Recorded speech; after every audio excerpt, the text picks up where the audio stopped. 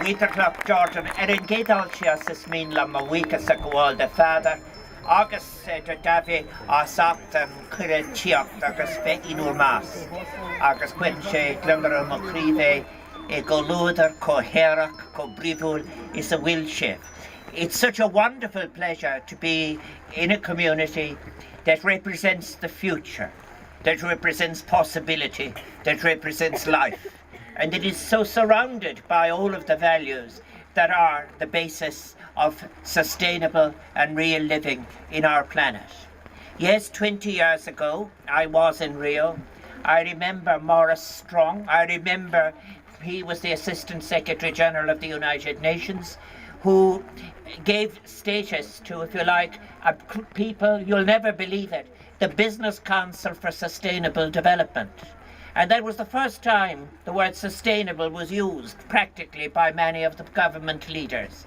The Business Council for Sustainable Development was chaired by the General President of Nestle, and it was the Vice Chair was from Fiat Agnelli. I was making a documentary which was eventually shown under 7 Days to Save the World. Because I had become minister, I took myself out of the documentary, and Marcus Ayuda finished the documentary with the questions. It showed us, I think, the contradiction of that time, that while the Business Council for Sustainable Development were sitting at the council as if they were in fact a nation state, many of those who were threatened by global warming, the atolls in the Pacific and others, they were all at a special meeting in the Greenpeace boat, which I attended myself. And I remember attending the social forum.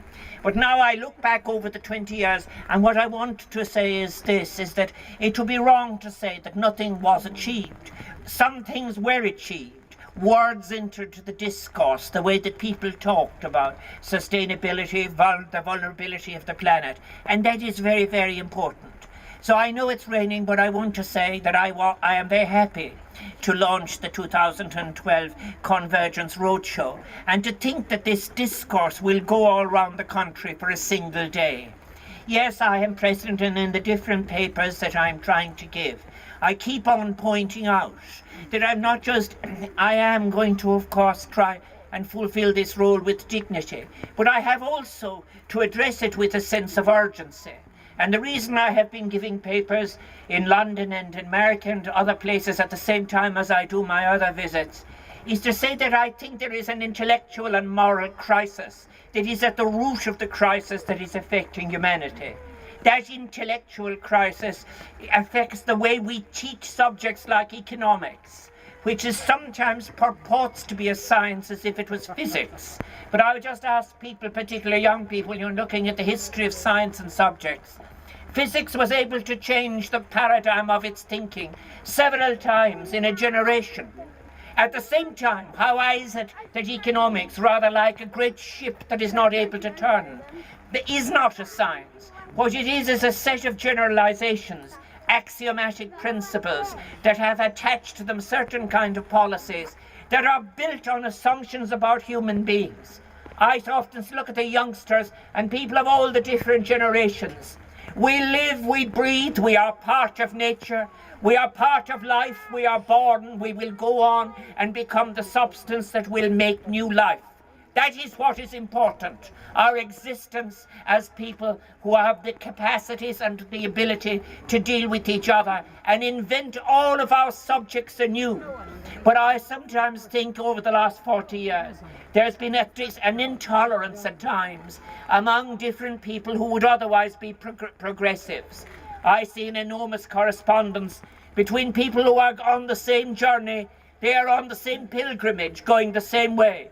Deep ecologists who have something very similar to what is happening in progressive theology.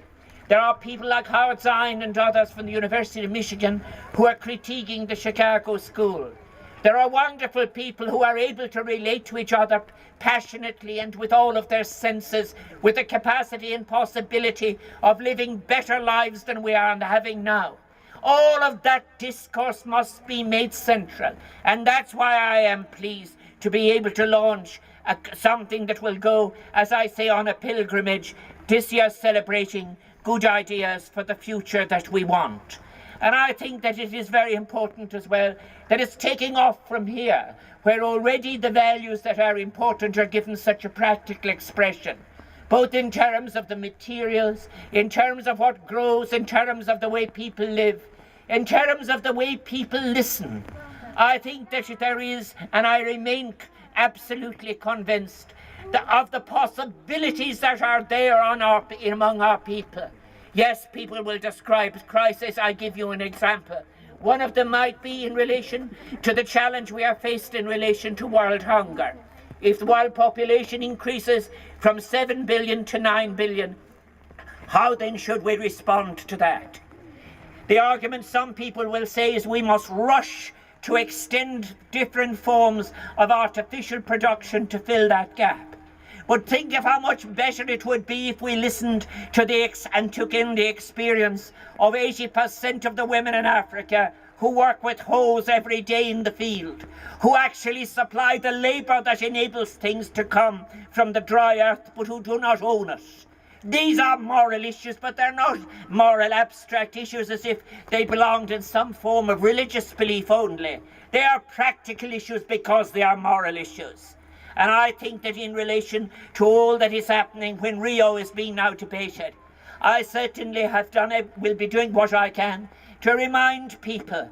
20 years ago, there was a crisis announced in relation that there were maybe 9 or 10 conditions, thresholds which should not be passed if our planet was to be sustainable and was to be safe. At least 3 of these have been sacrificed. But now we move on, and it isn't only a matter of governments. I remember very much when I was making my own programme. It was a nightmare for all the people from the television services of around North America in particular, because the leaders would arrive in their helicopter just as a person had made their piece of film, and it was gone up in smoke. So there were nervous breakdowns everywhere all along outside the conference. But when I spoke to those people and spoke to the people who were involved, it was fascinating in a way. It was as if those who had achieved great positions of power were no longer able to use language that was the language of both the heart and the mind and the body.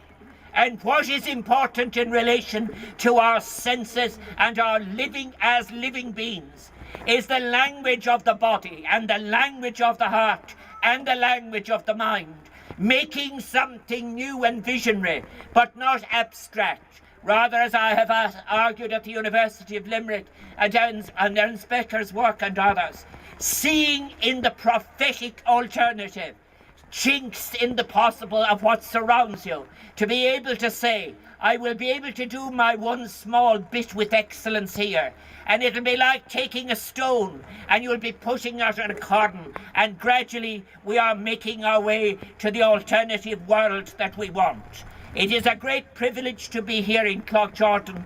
It is something very, very not just symbolic. It is something encouraging and wonderful.